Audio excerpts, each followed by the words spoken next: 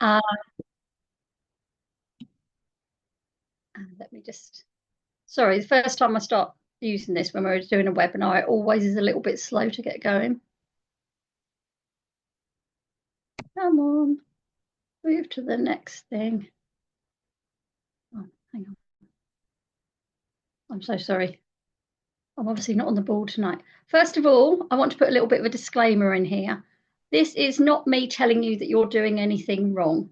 We all work in different ways in early years, and some people prefer to work in a more structured style, and some people prefer to work in a more loose style. So, this is not intended as a criticism of anyone's practice or how they choose to um, sort of celebrate or recognize the Christmas and festive season.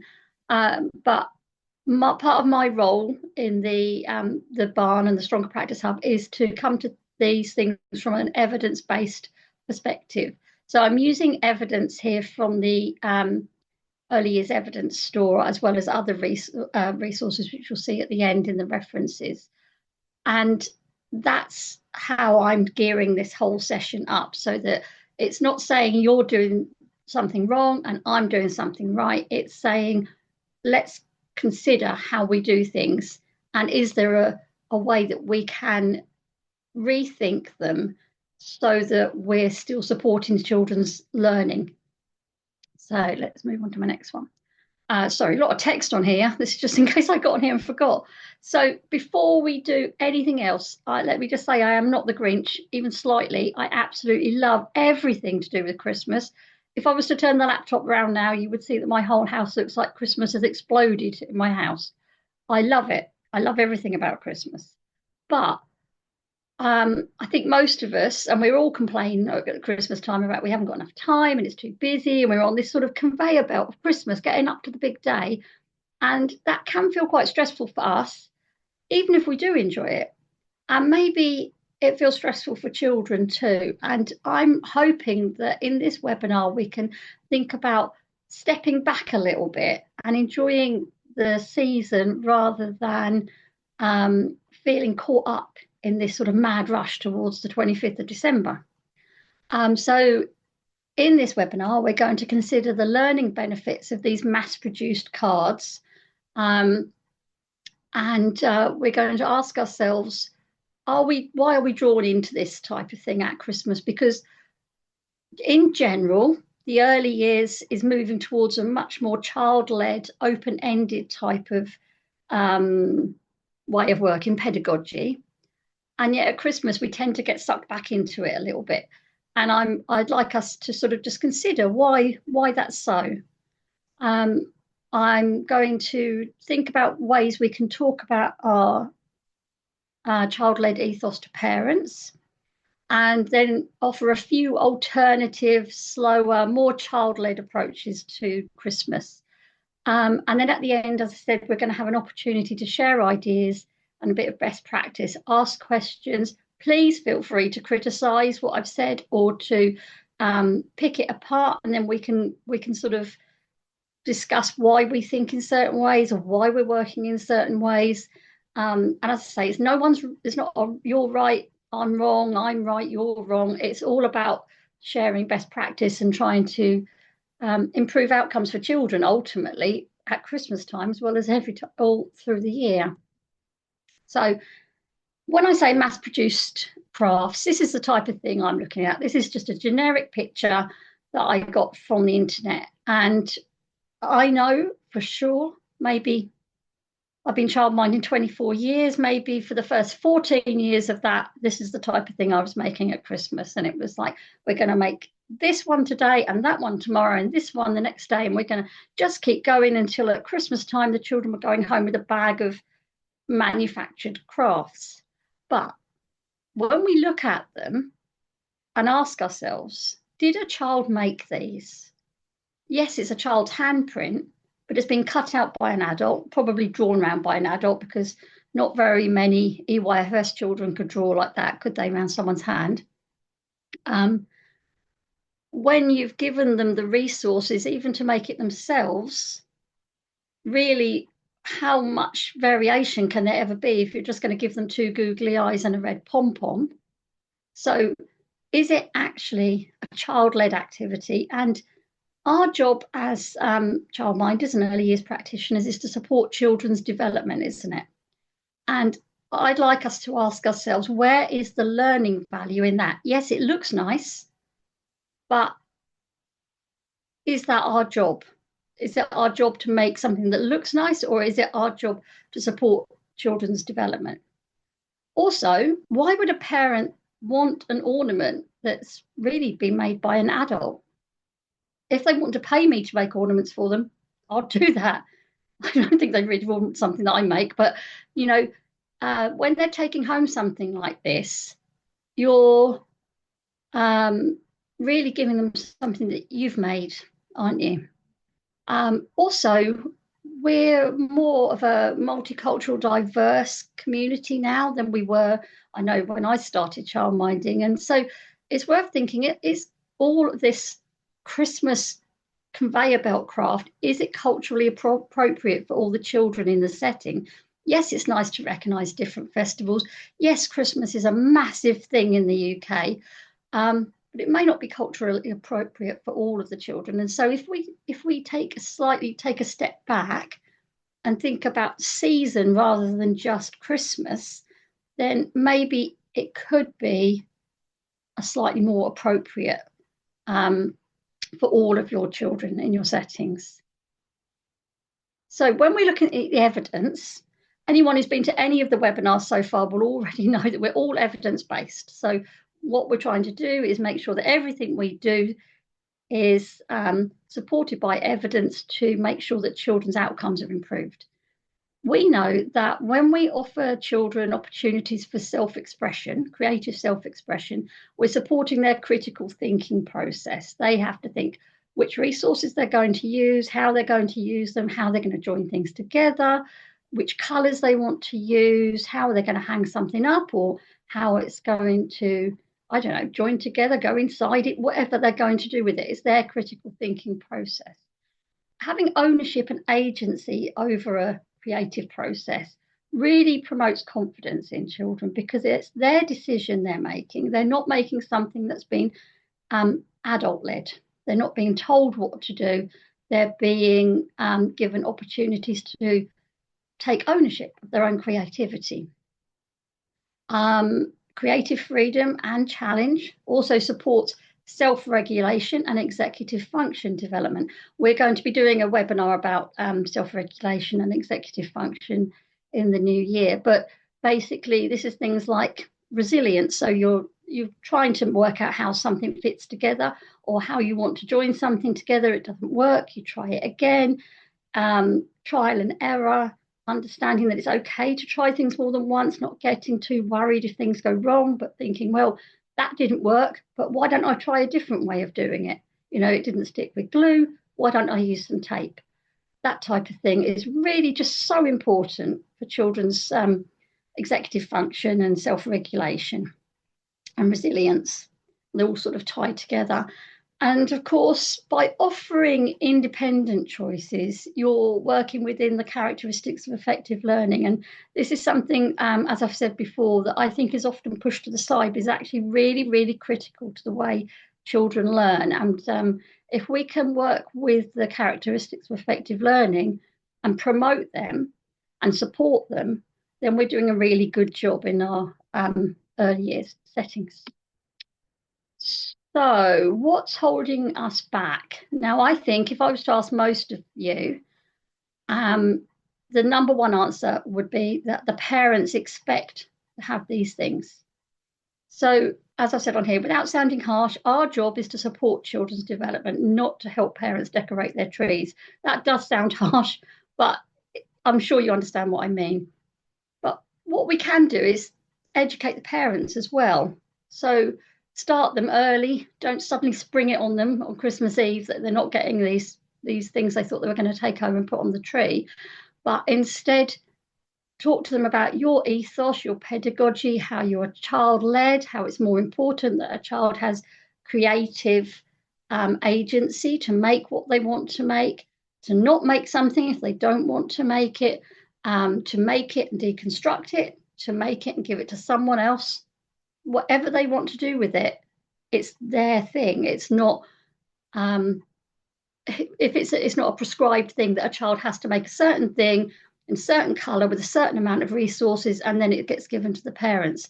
And if you explain that to the parents, I would say, well, in my experience, certainly most families, most parents are really on board with that. They understand that their children have an innate creativity and come up with all sorts of amazing things themselves. Now, this is the note that I send to parents, and I won't bother to read it all out to you, but it will be on the slides that have been recorded, so you'll be able to see them. And feel free to use it if you want to, or use it and adapt it, that's fine. But basically at the bottom, look, I've put, so if your friends' children all come home with toilet roll penguins and lollipop snowflakes made by the adults in their setting, be glad that the oddly shaped blob of pipe cleaners and tissue paper that your child brings home was made by them, and it's really something that has meaning for them in that moment because they've made it.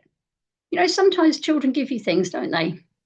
They might give you some tiny little scrap of paper that they've cut out with a pair of scissors. It means something really important to them, and they're giving it to you. That's just as important as us going out and buying an expensive present and giving it to someone. And it has as much value. So I think we do need to recognise that in the children in our care. But there are ways you can include parents. It doesn't have to be all or nothing.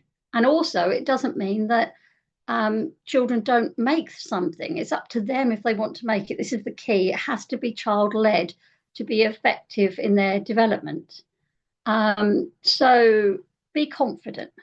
Don't sort of feel like you can't say to parents, this isn't actually what I do. This isn't actually how I work. This isn't the best way to support your child's development.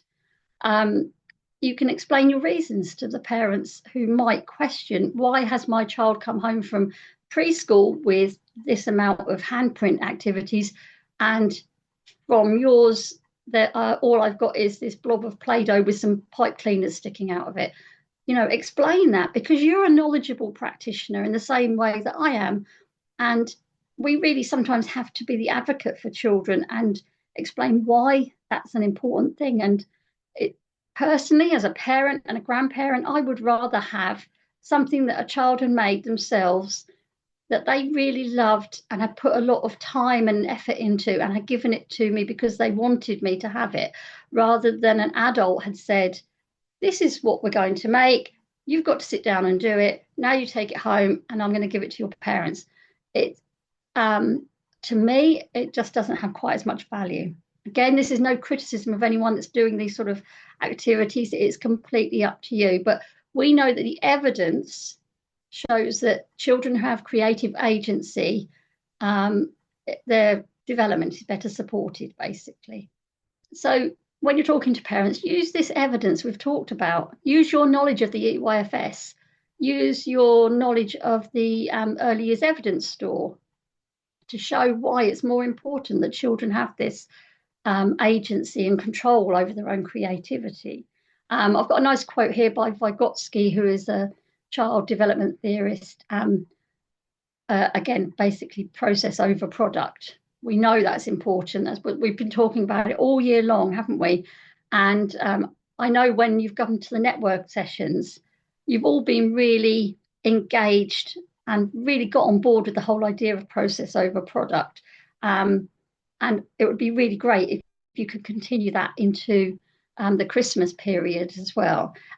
We've had a meeting about anyone who's got a network session coming up between now and Christmas, and they will be process over product Christmas sessions. So you'll be getting loose parts for children to engage with in their own way and make something, not make something, whatever they want to do with it.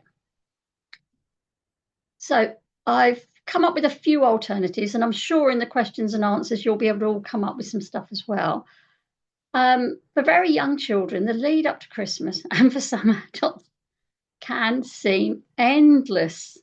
So rather than making this big focus on Christmas Day, let's step back a little bit. Let's think about things like the season as a whole, the sights, the sounds, the smells, the tastes, you know, cooking together, making gingerbread houses, or you know, decorating. We quite often, I make the gingerbread house and the children decorate it, usually here, if they want to. They don't have to if they don't want to.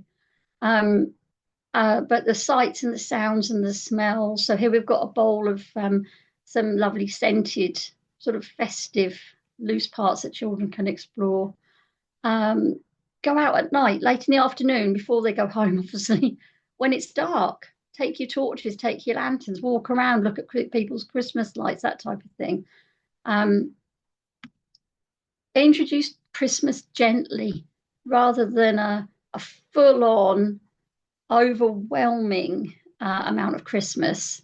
Now, I have got a lot of Christmas stuff in my house, but I have to say it's not really in the part that children use. It's very much, this is much more the toned down sort of thing we have in the areas where the children are. So this is, for instance, a light box with a few wooden festive shapes on it. And then in the other corner, I've got just a few Christmas lights, uh, just a little hint of Christmas, a sort of festive Christmas winter type of idea. Now, I'm not banning crafts. I love crafts. The children in my setting are so creative, and I'm sure all of yours are too. But this is how I do Christmas without doing Christmas.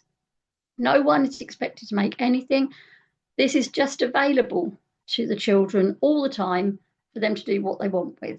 And in a moment, I'll show you some of the examples of what's happened in the last week. So I set this basket up last week, maybe the week before. All I do is I have a bag of festive type loose parts and craft bits, and I just sort it out. I put the basket out on the little table we have in our conservatory, and the children use it in however they want. And then I just, at the end of the day, take out any bits that have been used up or have been chopped up or anything, and then replace some bits that need filling up again. So this is what you'd call an atelier approach, where children are able to access their own resources and use them in the way that they want to. You could, and some ateliers are like whole rooms of craft resources, and how amazing would that be? I haven't got space for that, but I have got space for this nice little Christmas basket. So, like most of you, I've got children in my setting from 1-year-olds up to 8-year-olds at the moment. So I've got some examples on the next one. So 2-year-old found the orange slices and was just playing with the orange slices and playing with the pipe cleaner, and they realized that they could poke the pipe cleaner through the oranges, and they carried on doing this. They made several of these sort of strings of orange slices. They were really interested in it. They were talking about the texture of the oranges. We were counting how many oranges were on there as they were putting them on. That's completely child-led, nothing to do with me at all. Those resources were there, the child took them, and I was just sort of working alongside them, talking to them as they were doing it. A little bit of scaffolding, I would suppose, but not really.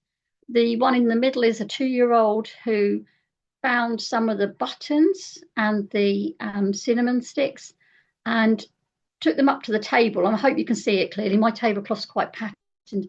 And she also found all these pots, a little basket, a little glass jar, and a flower pot. And she sorted them all out. She didn't make anything with them. There was no pressure on her to make something. She sorted them out into whatever categories she came up with. And then the one on the right-hand side is one of my after-school children's creations. She's 8. And this was taken halfway through the creative process. By the time it finished, it was completely winter wonderland. She's a really, really creative child. But again, that's just made with loose parts. There's no sort of expectation that she's going to make anything in a certain way. She found the box in the loose parts. I've got a box of boxes.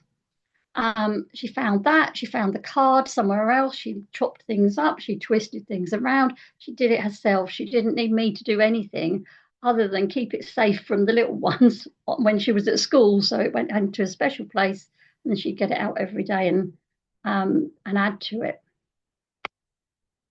So another idea is you can add, I'm sure you probably already do, Christmas cards. Old Christmas cards that have been written on are fine, or new ones if you want to. Add them to your mark making provision. But the idea is don't expect children to write them, send them to each other. Let them just do what they feel they want to do with them. If they want to mark making them and then give them to each other, great. If you want to have a letterbox or something similar to a letterbox, anything they can post things into and they want to use it, great. If they don't worry. Don't expect them to write a card for their parents. It's more about them enjoying the mark making process than anything else. So this is a Play-Doh invitation that I'd set up, which has a slightly festive feel. This was last year, actually, and I think it was probably 2 or 3 days before Christmas. And the Play-Doh has actually got a candy cane scent in it. So it smelled absolutely amazing. So it's just got an idea of the festive season about it. It's not all Christmassy. And again, it's got lots of loose parts. It's got things they can add to it. But it's also got a couple of festive things like the gingerbread men. You can also add to this things like little offcuts of your Christmas tree or anything like that, to make it more festive, and they can poke them in the Play-Doh if they want to, or enclose things in the Play-Doh, can't they? Oh gosh, I can't read what that one says because I've got a thing over the top of the screen. Hang on a second. Involve children in your settings, festive Thank you. traditions. Thank you, Damon. That black bar is right across the top. Yeah. So these are just some of the traditions we have at our setting. I think, like most of us, we can have a child in our setting from when they're a baby up until they go to secondary school, can't we? And sometimes beyond. So we're a really big and important part of their childhood experience of Christmas. And your traditions are something that they carry with them every year and they look forward to and they remember them. So we all have different types of traditions. I think we were talking last week, and I think Donna said that she takes her children for a walk through the Christmas tree farm. What a lovely thing to do. Anything like that is just amazing, isn't it? If you can do those. And, the children will remember that next year and then they'll go back and you'll do it again. And it's just lovely to have these traditions. So here are a few of mine. On the last day of term, or as near as possible, we nearly always have a little mini campfire with marshmallows. Obviously depends on if it's raining or not, but sometimes it is, and we have to do things a slightly different way. But that's one of our traditions. This is my Christmas tree from last year in my front room, and the children are allowed to come in and move the decorations around or do whatever they want to do. And they have their own small tree in the conservatory because it's not quite so much space in there that they can decorate, take the decorations off, put the decorations on, do whatever they like. It's completely up to them. They can play with the decorations. It's all fine. This is not the little tree we have in the conservatory, but these girls, I think we had to go to Tesco's for something and they saw mini trees. And so I bought them a tree each and they spent the afternoon decorating these trees. And it was just such a really calm, just a lovely activity for them. And they put the decorations on, took them all off, put them back on, took them all off, moved the decorations somewhere else, put different things in. It was their ownership of their own trees. They could do what they wanted. And this is also decorating with chalk pens. I'm sure most of us have got chalk pens now, haven't we? And we always decorate our patio doors, and the children do it however they want it to be. And as you can see, look at her face. How lovely is that? So I hope I've covered the idea of what I'm trying to get across, which is all year long, you've been these amazing child-led process over product practitioners. And I want to try and help you to not get sucked back into that adult-led world in the lead up to Christmas and not feel pressurized to do it, and to have the confidence to say to parents, I don't do that anymore. Or it's great that you've got them from preschool, but look, instead you're getting a rock with a Christmas tree glued onto it. And how lovely is that? It's just as fantastic as a Christmas present as any of those handprint things, and it's been made by the child, which is, to me, much more important. But even more importantly than that, we know that this type of creativity supports children's development in a way that an adult-led activity just can't, for so many reasons, as we've said before. So I've also put right at the end here some references and some further reading, and I'll come off the PowerPoint now so that we can have a chat, have comments, anything you want to talk about, really. Fire away. You can either pop things in the chat or pop your hand up and just talk about however you think whether you agree with me, whether you don't agree with me. I'd really like to know your reasons either way, please. Hello. Why? Hi.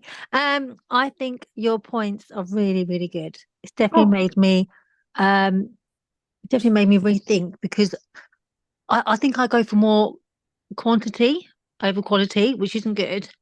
But it's where I've been in a nursery background, so I'm just like, oh, I need to add this, I need to add that, and I keep thinking I need to add things. But I definitely think your advice is very good, and I will be taking it on board. oh, thank you. Is Idris? Have I got that right, Idris? Oh no, that's my son's name. I don't know why it's under my son's name, but it is. Oh, well, My name's Bushra, sorry. It's under my son's name. I don't know why. oh, well. But yes, but no, yeah, really good, Kim. Thank you. Oh, thank you. I'm really glad that that's helped. I just think, the whole of the early years is moving towards a more child-led approach, and we're recognizing that child-led exploration and creativity and anything like that is so much more valuable to learning than adult-led, as you said, as we would have done maybe in a nursery or a preschool setting, especially, or you used to see it all the time in schools, didn't you? But we know now that that's really not an effective way of children learning, and it doesn't support their resilience and their self executive function and that type of thing. And so, why do we get sucked back into it at Christmas? So, um, I'm glad that's helped. That's really nice of you to say so. Thank you. Thank you. I um I have an activity. Well, I have different activities, but I've got plastic baubles that Mm. you can buy quite cheaply online, and we'll go out into the woods, and they can pick up, or we might forage some different bits, but they can choose what they would like.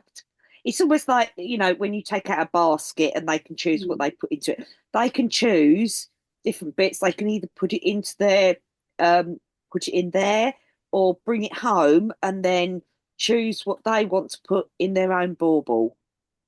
Oh, I Um, see. so, Those clear plastic baubles you mean that you can pop yeah. open and put So things. it's kind of giving them an idea, but they can. I kind of struggle. So I have ideas, but I want them to choose how they do it. Do you see what I mean? I totally see what you mean, Lorna. And I think it's a lovely, really lovely thing to do. Can I just ask them, what would you do if a child didn't want to do that?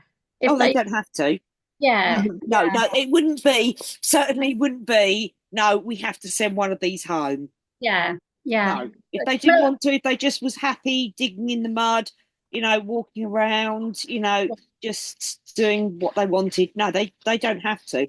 It's just an idea of something they can do. And we often use.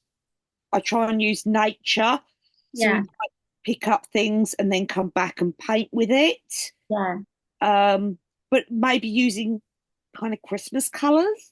So it might just be a yeah, blob, but yeah. it's and then would they like to add glitter, or I mean the glitter, glitter's not good for the environment, but I've got quite a lot of it to get through. Oh, I'm the same, Lorna. I bulk bought glitter before I realised years ago that you're not meant to have it, and now I've still got the blooming stuff in my cupboard.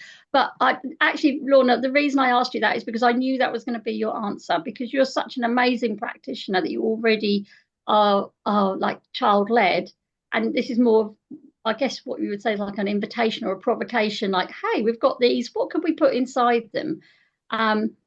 But so for anyone who's not at that working in that same way, how do you approach parents if they, if do you mind if I ask you that? If it gets to Christmas and everyone's going home with a bauble with a acorn in it, or a pine cone or leaves or whatever they've put I've in. never, no one's ever questioned it. Hmm. I haven't done the Christmas card thing for many years because it was just, stick this here, stick that. Oh no, sorry, you've got that one upside down. We need to no. And Yeah. I refuse to do hand footprints Oh because yes. that's me doing it. It's nothing to do with the children. Yes. So yeah, I just try and use, you know, them exploring. So the part of it is them exploring, seeing what they find is interesting. Hmm. Another thing I've done is to collect things, and then I've got find a large cardboard box, draw a tree on it, and punch holes in. So then what they bring back, they can then push through the holes, Oh, and I they're see. decorating their own tree Hmm. using foliage. Does that Right. make sense? Yeah, yeah, it does. Yeah, yeah, good idea. So yeah. So they make their own. They decorate their own tree with foliage. Yeah, I see what you mean. Yeah. Yeah, Yeah. I think it's I totally agree with what you say about parents. I think we're under the impression that parents expect things, but quite often parents are quite happy that their children are happy and that they're cared for, and they're not expecting you to also become a mini Santa's workshop and churn out loads of activities. I mean, we do something so. Um, Reindeer food is one of our, what I would say is one of our traditions in our setting. So I always make it eco-friendly, so we don't use any um, plastics or anything because it's going to go outside. And no one has to make it, but I put it out as a sort of a loose part sensory type of activity. And it tends to go on for a whole week. And it's all about filling up jars and tipping them out and deciding. I use sugar, and I just colour the sugar with food colouring, and we use sprinkles and things like that, cake sprinkles. It's about deciding what you're going to put in, whether you're going to mix it up. The older children are really interested in making layers of different colours sugar, um, and then sometimes they take them home, sometimes they don't. It really doesn't matter. It's sort of got a little bit of a festive feel to it, and the children that want to be to use it in a festive way and take it home as reindeer food can. A bit like you're saying, Lorna, with your baubles. But none of the parents have ever said, "Oh, where's that jar? How come so and so's got a jar of reindeer food? Where's ours?" It's just never happens. But I have to say, if anyone is concerned about how to speak to parents, or isn't quite confident in how to put that across, then feel free to use my my note that I send to my parents. Most of my parents have had quite a long time, but occasionally get new parents come along. So every year I just put that out as this is why you won't be getting, as Lorna said, a Christmas card with a handprint on or a footprint on or something like that. I'm just quickly checking. Thank you so much, Lorna. You always have such amazing feedback. Thank you. That's okay. Thank you. Thank you. Thank We just quickly reading the chat. Lucy, we do giant Christmas trees, which the children decorate with stickers, dabbers, pens, teamwork, also make reindeer food bird friendly. Yeah. Mess, make outside, and the mess doesn't matter because the birds will eat it up. That's a good idea actually for reindeer food, and it would save me sweeping up an awful lot of stuff off the floor every night. And this is your picture, Lucy. Is it lovely? I mean, I think anything we want to sort of embrace this time of year because it's so special to most of us, isn't it? but I do think we can embrace it through tradition, through things like reading stories, having songs, just noticing stuff going on in the world around us rather than expecting children to make a certain thing. And I actually, from what you've all said so far, I think maybe some of you have already moved away from that. And I hope this sort of gives you a little bit of confidence. Say it's okay, actually, it's okay to move away from that. It's okay to try something different.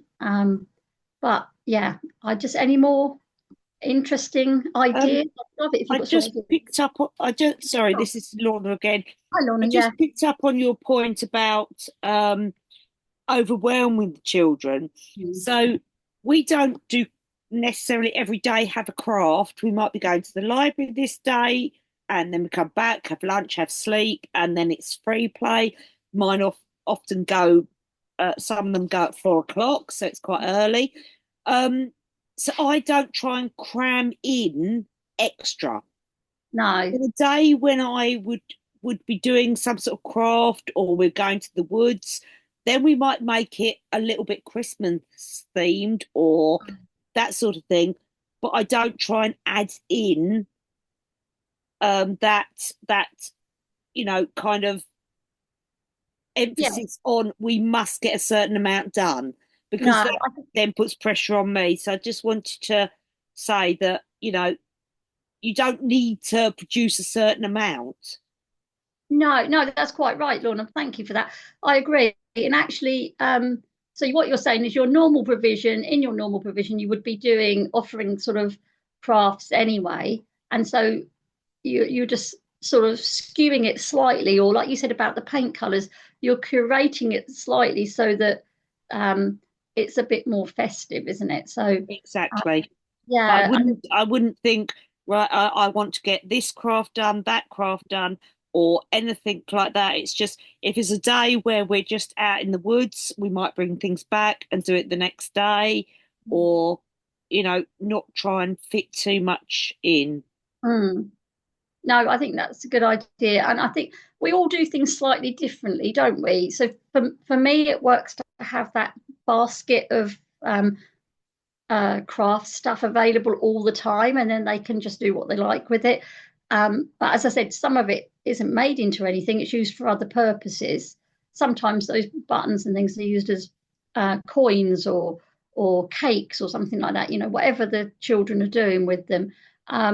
But yes, if it's just your normal, you were going to do a craft or have some craft materials out anyway, but you're making them slightly more festive. And then if it so happens that the child makes something and wants to take it home, fab.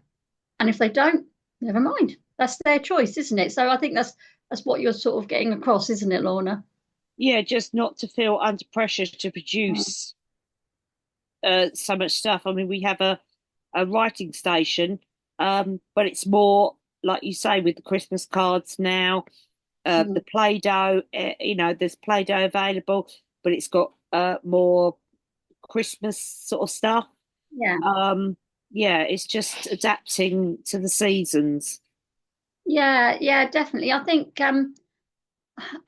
generally speaking, I like the idea of the Steiner Waldorf idea of the cycle of the year for children rather than focusing in on particular days, because I think that just can be a little bit overwhelming. And I think for children who can't read or can't tell the time or don't know about the calendar yet, having that cycle of the year through stories, songs, crafts or experiences, or even things like just going outside and noticing that it's icy. Last week when we had some ice, we found some amazing bits of ice in the garden with leaves stuck in, and it was just brilliant. Recognizing that is just as important to children as a full-on conveyor belt of just charging towards Christmas and getting all these crafts done. And to be honest with you, I feel really awful that we used to do that years ago, that I used to do it years ago, that I used to plan, this week we're going to make gingerbread men, and next week we're going to, I don't know, make Christmas trees, and the week after we're going to make something else. So the only thing really left from all of that is this reindeer food. And that's because the children really love it as a tradition. So they bring in, all my family save up jars and they send them in. And then we just spend a whole week tipping things in and out of jars. And of course, we all know, don't we, that little children love doing that because it's part of that early maths, isn't it? Filling and emptying containers. And for older children, it gets more complex because they're trying to work out what they want to put in. And then there's the thing about putting the lids on, all that type of thing. So I do keep that going. But, and it's only Christmassy in so much as it has Christmassy sprinkles in it, you know. So you usually get sort of snowflake sprinkles or something like that. Yeah, so I think there is a fine line definitely between celebrating Christmas and going completely Christmassy mad. But I really hope this helps people, as you say, Lorna, to take that stress off, because it's just such a busy time. We only really get 3 weeks of Christmas, don't we, the Christmas term? And it's just manic for a lot of us, isn't it? Or it used to be in the past. But even now, we've still got to fit in all these other things, haven't we? The school play, the Christmas fair, all that type of thing. What's Tina saying? I made gingerbread cloud dough today and gave them buttons and cutters to make pretend biscuits and decorate them. Oh, that's a nice idea. Cloud dough, Tina, is flour and oil. Have I got that right? Yeah. I remember making that in my garden once on a tough spot. And when we took the tough spot away, the bit where the cloud dough touched was like a dead piece of grass. It must be the oil. But yeah, I agree. That's anything like that's quite nice, isn't it? It's sort of, it's got that lovely smell of Christmas, and the you know, it's just got like a nod towards Christmas rather than this is what you're going to do and we're all going to sit down and do it today. And how lovely, because they can make those biscuits and decorate them however they want to do them, can't they? Lovely idea, Tina. Thank you for that. Was it scented with gingerbread? How did you make it gingerbread cloud dough? Just put ginger inside, ginger on it. Let's see what she's going to say. One of the things I use is food grade flavouring. So I've got pumpkin, spice, candy cane, and you can get gingerbread as well. So you can just use ginger. Yeah, spices and ginger, thank you. And you could put things like spices and ginger with your mud kitchen, or if you're making Play-Doh or something like that, you can add that to it just to give that lovely aroma, can't you? But yeah, if you want to go for a really strong scent and a strong that will last a long time, and it's if you've got children who are eaters or lickers with Play-Doh, they're also safe for them to do that. Yeah, lovely, thank you. I think that's a really lovely idea. Oh, fab, look at that. Thank you, Tina, that's fab. Yeah, I like that. Cloud dough is quite a nice thing to make, isn't it? It's got a different consistency, so that's a nice thing to do rather than Play-Doh all the time, isn't it? And of course, if you don't want to make Play-Doh or anything, you can use clay, can't you? You can put out clay and put sprinkles on that. Or I'm not a big fan of using food in play, but for reindeer food, I know it's going to get eaten by the birds, so it's a little bit different. So I'm not too worried about that. I know it's not going to waste. But yeah, and actually cloud dough and things, if I'm making Play-Doh, or if we're making Play-Doh, I use flour that's going out of date usually, that's not going to get used for cooking. Brilliant. Yeah, I love that idea. Has anyone got anything they want to ask or want to add? Don't be afraid to just shout out, put your hand up. Nothing better than all being together, chatting away whilst dipping in and out of the craft box, a carol or two low in the background. Gingerbread candle wafting in the air and seeing what amazing, strange creations emerge. That is absolutely spot on. I don't know who it is, though. You're just called iPhone. But that is exactly spot on. It's that feeling of being together. It's festive. Children have got agency over their own creations. and you're making a tradition all at the same time. Karen, thank you, Karen. It's everything all in one go, isn't it? I totally agree. One of our traditions, actually, that I didn't put a picture on, is the Advent candle, which we always have one every year. And I know, yeah, all of the slides will be shared, Lorna. I can put it back on now if you want me to. So we have an Advent calendar, and it's, hang on a second. Yeah, every year, I'll just pop it on here if that's all right. Bear with me. Every day, sorry, we take turns lighting it, because I'm okay with children lighting candles as long as it's supervised. So we have it on the table after school, and we just, it includes maths, doesn't it? It includes the lovely scent of the candle and the sort of counting down the days. It's a sort of a really obviously odd thing for children, that the candle gets lower the nearer you get to Christmas. Is that okay, Lorna? You can see there's Yes, thank you. I've screenshotted that. Oh, have you? Okay. Damon always, because he's recording this, it'll go on the YouTube. Oh, yes, of course. Thank you. Yeah, I mean, there's tons of stuff online, absolutely tons. But I've just picked out a few things. And I think it might have been Katie who gave me the link to the fluffy ducks, which is that idea that when you go into, maybe you used to go into a preschool, for instance, and you'll see a row of fluffy ducks, all the same on the wall, and every single child had made exactly the same thing. And we know that is just impossible. Early years children, given those resources and left to their own devices, would not all come up with the same thing.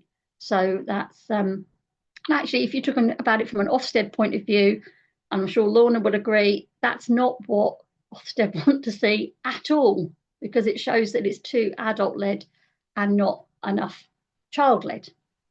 And it's not taking into account individual children's learning styles or their development levels or anything like that. It's just like, we're all going to make the same thing and it looks lovely on the wall, but actually, what is it doing for their development?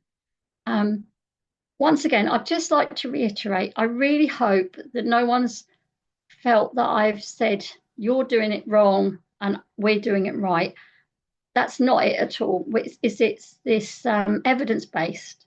We know that the evidence shows that children's development is supported when they have their own agency. And it doesn't mean that adults can't have a part in that role. As Lorna was saying, those children wouldn't know to put something in that plastic bauble if she hadn't bought the plastic baubles.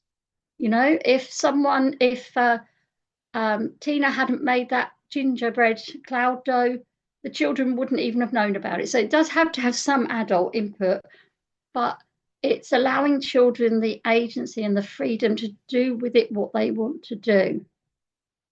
So I'm sure if I was to ask Tina, those children, her children in her setting, if they didn't want to make cookies, but instead they wanted to make, I don't know, I'm just trying to think off the top of my head, Play-Doh poos, or they wanted to just squash the Play-Doh through something, or they wanted to cut it up with scissors, or whatever they wanted to do, that would be just as valuable, in fact, probably more valuable than something where an adult had told them what to do with that dough.